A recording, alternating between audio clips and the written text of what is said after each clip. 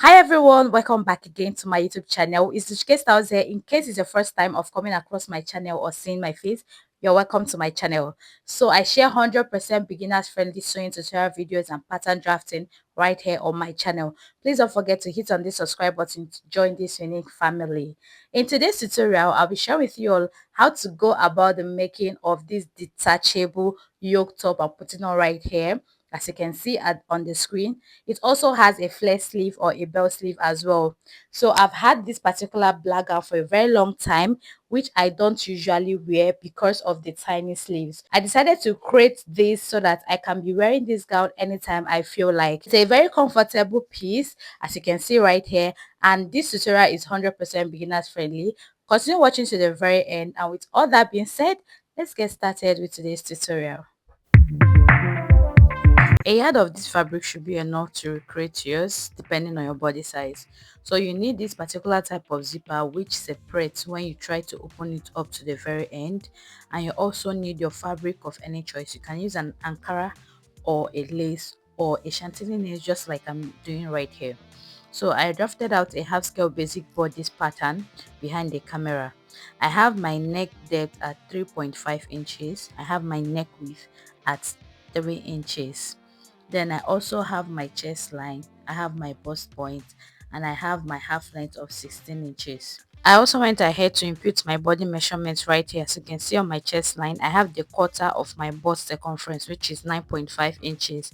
I did the same thing on my waistline as well. So because we already have the neck depth for the front part of our dress, now I'm marking a neck depth of 2 inches for the back dress. We all know that the back neck depth of our dress is usually higher than that of the front. Having marked that, now I've gone ahead to cut it out and also cut out my shoulder slope or slant. I'll come to this my chest line and I'm going to be marking 2 inches below, and it hits exactly on my bust point, which is the second line right here. So from my chest line, from the top part here at the front part of this my pattern paper, I went up by 1.5 inches. So I'm going to be getting my curve row. From this 1.5 inches, I'm going to be making a connection into this my bust point line where that 2 inches stopped. You can see right here. Okay, so this is it for the back part of this dress. I'll be cutting out on this my fabric. So I have this my fabric now folded into two, and I place my pattern paper on it, which I'll go on ahead now to pin as well. After pinning on this side, I'm going to be marking half of an inch, which will be for my zipper allowance, because without a zipper this dress will be impossible to pass through our head. So after marking that, I'll proceed to cutting this out. So for the base here, I'll be leaving about half of an inch. So you might be wondering why I didn't add any sewing allowance to this side. This is because this net stretches a little bit. That is the reason I just maintained my normal body measurements. Okay, and I was done cutting out. I also went on ahead to notch my zipper part. So now we are done with the back part. The next thing is to cut out for the front part.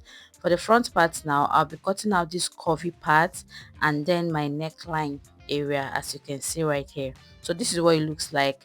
I'll also go on ahead to stretch this my fabric. Like I said, it stretches slightly, hence my reason for not adding any sewing allowance. Okay, so I placed it on my fabric folded into two. At the base, I left half of an inch for my sewing allowance, then I cut out every other part the same way.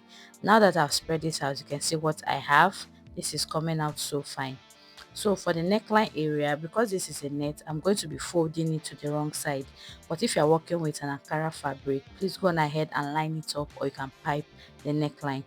I'll just fold in the neckline and also fold in the base, because this is a net. All right, if you're working with an Ankara fabric, I repeat, go on ahead to pipe the neckline, or you line it up using your lining. I'll repeat the same thing for the back part of this my top. I will fold the neckline and also the base as well, using just half of an inch. I'm done doing all of that, and this is what I have. Now the right side of this my piece is facing the camera. My camera stopped recording, but all I did right here was just placing them right sides facing each other on the shoulder area, as you can see I'm doing for this side. So arrange it properly. When you're done pinning the two shoulders together, right sides facing each other, go on ahead and stitch it down using half of an inch. For the sides as well, I'll stitch it down using just 3/4 of an inch. So this is for my sleeve. I drafted it out. It's a pattern, and in length it is 22 inches long. I have tutorials on how to go about the drafting of a sleeve in case it's new to you. So at the hem of this my sleeve, or at the base, I marked 1 inch apart. Now I'm extending these lines to the very top part of this my sleeve. I'm slashing this, but I am not cutting this through to separate all of this paper I have right here. I just stopped at the very top part. Okay, when I was done with that, now I folded my fabric into four because I want to cut out two sleeves. So I numbered this, and in total I have 4 slashes right here. Having folded my fabric into four, I'll go on ahead to bring the number one part of the paper I have. I'll pin it at the edge of this my fabric. Then the spaces I want in between, or the distance I want from one paper that I slashed to the other, is 2 inches. So from this number one paper now, I'll be marking 2 inches right there. Then I'll get the number two paper here. I'll place it on that chalk mark of 2 inches and also pin. I'll still repeat the same process for the number three and number four respectively. So when I'm done with this, I'll go on ahead to cut out. So while cutting out, at the base of this my sleeve, I left 1 inch, which will be for my hemming allowance. Okay, so this sleeve, I'm yet to actually add the stitching allowance at the side. You can see I added 1 inch at the side as well. Please, at the base of your sleeve or the hem, leave 1 inch for your hemming. After cutting out, I removed my pattern paper. I'm notching the middle part of this my sleeve right here. I'll be separating them so that I can start working on them individually. So firstly, I'll go on ahead and hem the base of my sleeve before I bring it together like this and stitch it down using just 1 inch, which is for my sewing allowance. So this is for the body part of my dress. After joining the shoulder and also the sides, I'm cutting off the excess because we know that this is a net which is kind of transparent, or is a see-through net, and I don't want all of the allowances to be so obvious. Now this is for my sleeve, just like I stated earlier. After hemming the base, I went on ahead to also stitch the sides from the armhole here all the way to the end using just 1 inch. Okay, I also cut off the excess because it's a see-through net as well. So when I'm done with this, now I'm going to start fixing this my sleeve to the armhole of my top. This is it I have right here. Now I'm going to be getting the joints I have on the shoulder for the front and the back part of this my top, and I'll be getting the middle of my sleeve, which is the part which I notched earlier. Right sides facing each other, I'm going to be bringing my sleeve and place it on these joints I have on the shoulder of this my top. So when I now do this, I'll pin one part of my sleeve to one part of the armhole and still do the same thing for the other side. I've done this countless of times on my channel, and I believe it's not new to us at all. If you're a new subscriber, please do ensure that you visit my other videos to have a better understanding of everything I'm doing right here, in case this might be slightly confusing, which I do not think so.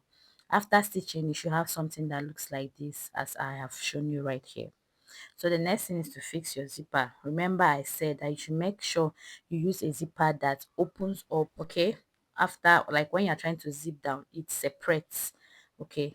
So when you're done with that, now I place my zip right side facing one part of the back of my dress or my top.